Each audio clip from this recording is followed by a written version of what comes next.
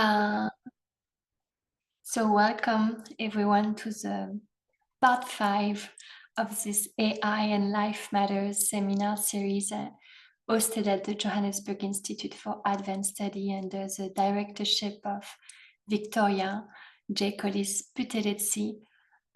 This session feels the most special to me, maybe because it was asked by participant Kai to ask me if I could give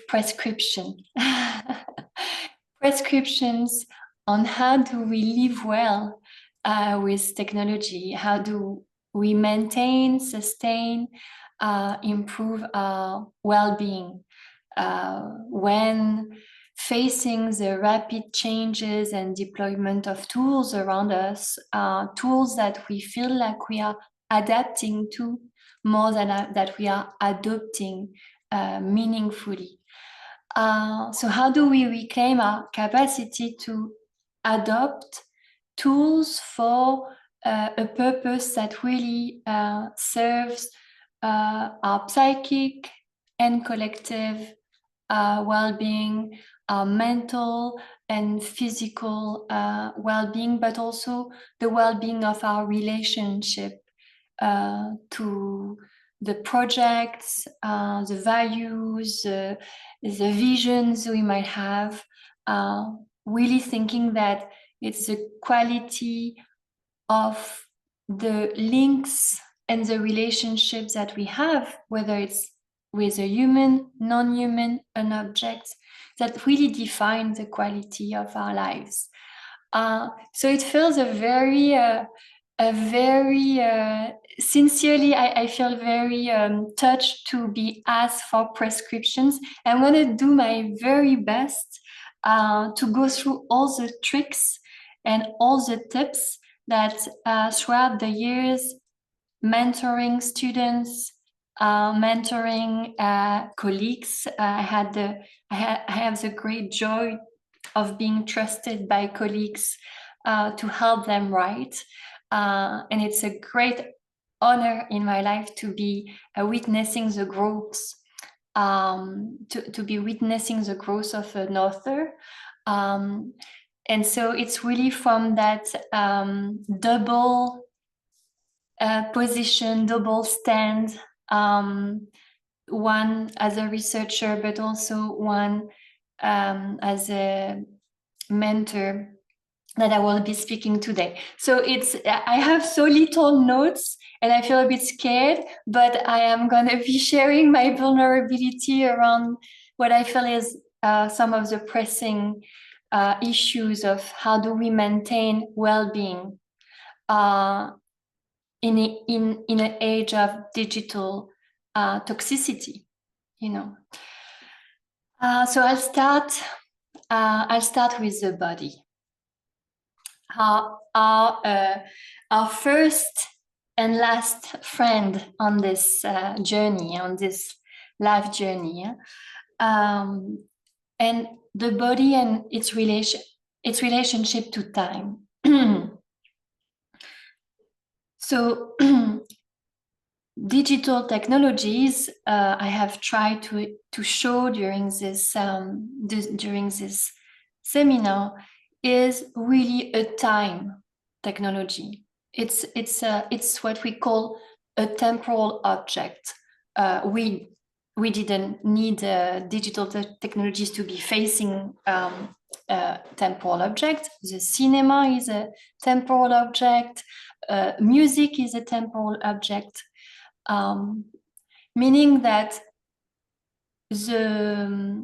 a temporal object means that the unfolding of experience of that object requires our time.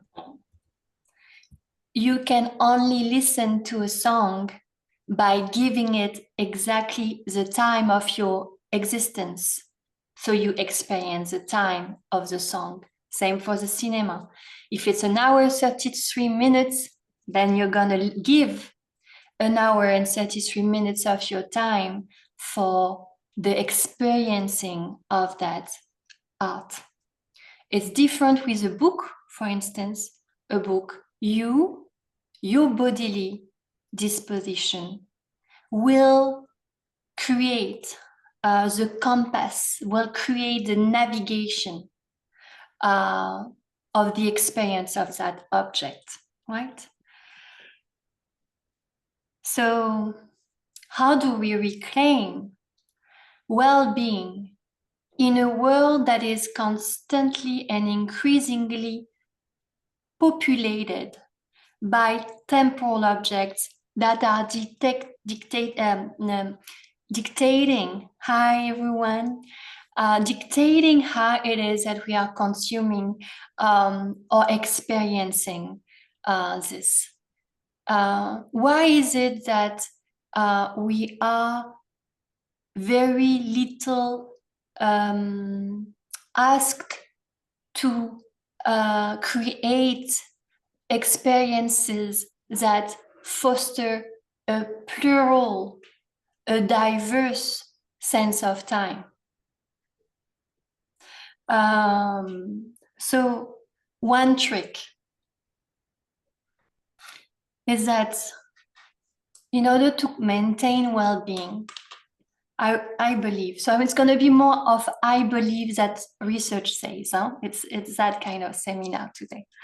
I believe it is super important to cultivate relationship to projects that requires our investment, but our invention of our sense of time, of a new sense of time, of a singular sense of time.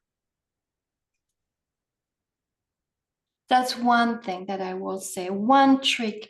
How during your day, during your week, during your holidays, during your evenings, what do you do to cultivate a singular sense of your time, as opposed to being hijacked to conform to temporal objects, digital objects, such as the short videos of TikToks, or the very, very addictive 25 minutes of Netflix series. So that's one of the things.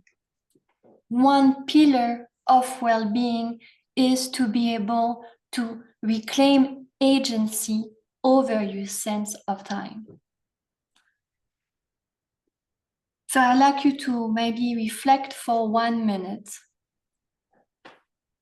What are the ideas that comes to your mind when being invited to cultivate your own sense of time? There are music lovers in this room. And is it that you are gonna create your own playlist, or that you will decide to listen to a CD from start to finish, because you will also decide to paint and get into a flow, or that you will decide to play a game, not because it's a 30-minute game or 45-minute game or a 10-minute game, but just to play with the possibility of an openness to time. I don't know, but just take one minute. What are the possibilities you have during your days to reclaim an agency over your sense of time?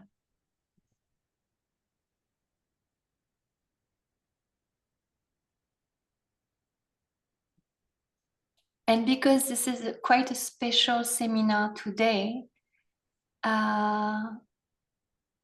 please turn on the mic if you have questions, if you have comments, if you have anything you would like to share.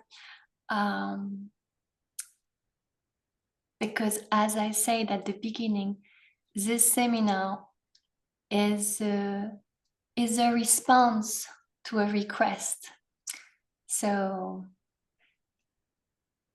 it's really open. Nombuso had a question. No, Yes. I answer maybe a little answer.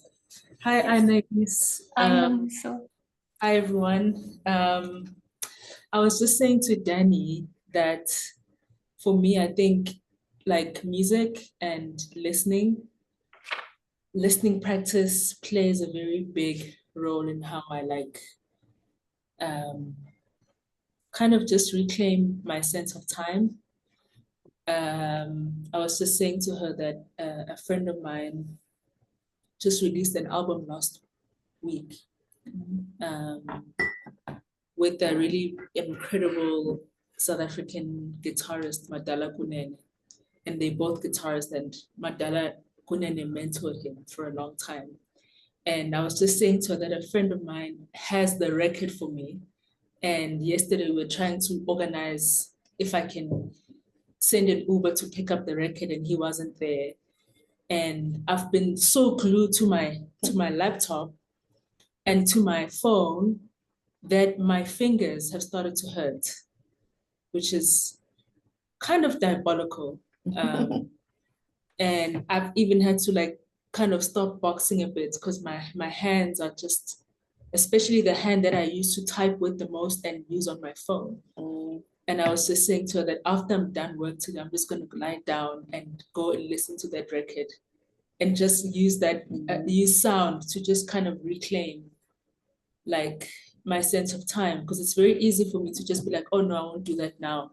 I'll come back to it. It's like anything that kind of allows me to like reclaim and recenter myself, I always postpone it. So like, okay, let me do it in an hour. Okay, no, I'll put down my phone after this episode. And yeah, I don't know if that makes sense. yes, thank you so much for sharing. You used a word that is so interesting, which is diabolical. So diabolical is it has a dia and bolicon, and it's the opposite of symbolicon, symbolic and diabolic, you know.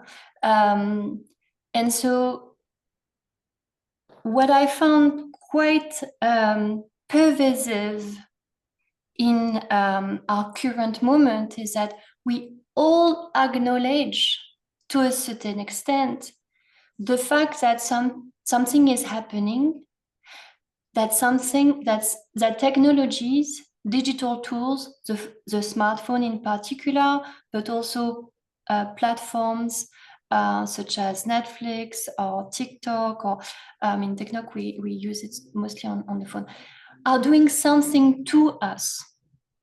So as we witness our sense of loss of a part of agency, we also admit that there is an agency being performed by technologies on us. And that's often on the bodies that becomes the last receptacle where we're like, oh, whoa, my thumb hurts, from swiping or whatever, this is it has to be the body as a limit of experiencing something that has been implemented for quite some time. As I said in the last seminar, the concept of techno-stress is from 1984. The first detox center around technology is 1993. So the technologies are not new, but what is the qualifier? What is the pervasive qualifier that makes us both completely aware and also almost powerless? So what I also, so that was one point. A second point that you said, Nambuso, and I thank you for sharing, is that you say, I will attend to myself, basically, to what matters to yourself after. You know, we postpone and we delay. And I am quite worried, or it affects me, or I question what will become of us, a generation that constantly postpone what matters the most because of sometimes completely futile technologically produced content. So what will be known of us as a generation? So that's one question. I don't have an answer and I don't have a trick for that. If I could have a trick to fix that, I think that would be some powerful thing. But so I want to thank you, Nambuso, because I think you are signaling already something that we touched on a few seminars ago around the fact that technology also invites us to be lazy. But not lazy about things that do not matter. Sometimes about things that matter the most. Because we all have a tendency to be lazy. That's like a natural component. But what about the technology inviting us to offload or to postpone? That is quite some serious question, I think. So that was, you know, body and time. I also want to talk about body and sleep. We live in a world where what is valued is this computational rationality. Yes, Danny. I just found something interesting a couple of weeks ago that's been playing on my mind a lot, because I think people have been talking quite a lot about the use of digital tools for mundane tasks, or they're kind of being marketed as like helping you with the non-thinking or the things you don't want to do. But yeah, there's a writer and poet, Said Jones, who posted a tweet that said, to become dependent on ChatGPT is to evacuate yourself from your own life. Ooh. No thanks. I'm going to be alive inside every damn thing I do, even and especially the ish I don't want to do. And I found that really an interesting provocation, to be alive even inside the things I don't want to do. Yes, thank you for sharing that. Also because there is no free product in this capitalist world. So if ChatGPT is free, you are gonna pay the price somewhere, whether it's about your data privacy or whether it's your capacity to make your own choices.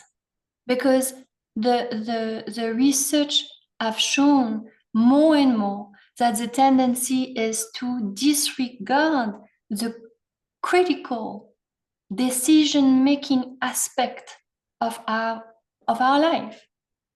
And people are using ChatGPT for tasks that in the long run, you can become completely dependent of this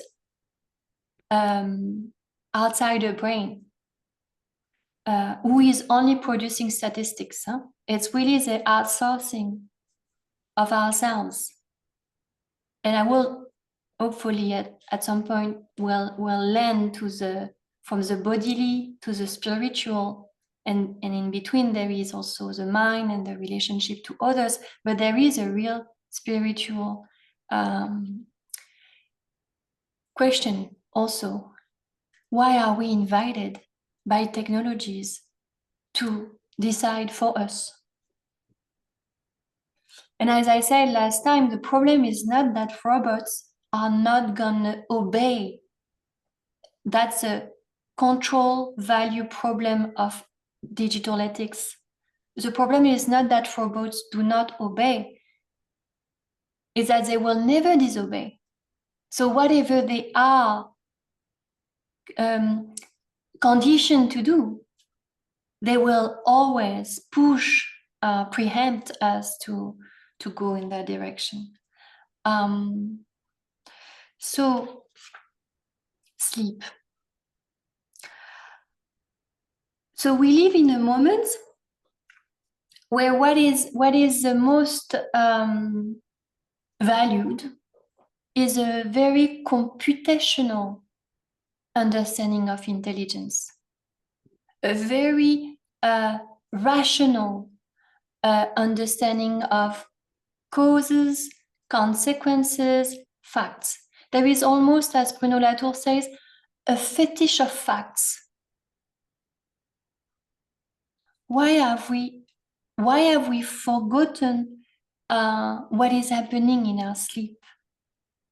In so many civilizations, and Gilles might be smiling because I've been writing in French about the intelligence of dreams in order to kind of counteract this tendency for an artificial intelligence, because I believe that in dreams and in what's happening in our sleep, which is really the moment where the soul, the mind, the spirit is able to evacuate, process information, experiences, but also anticipate, understand, have intuitions. Why have we forgotten that sleep is not to be more productive the next day? Sleep does something to us as humans that is beyond the possibility of being more productive the next day. That's, for people who are Marxist,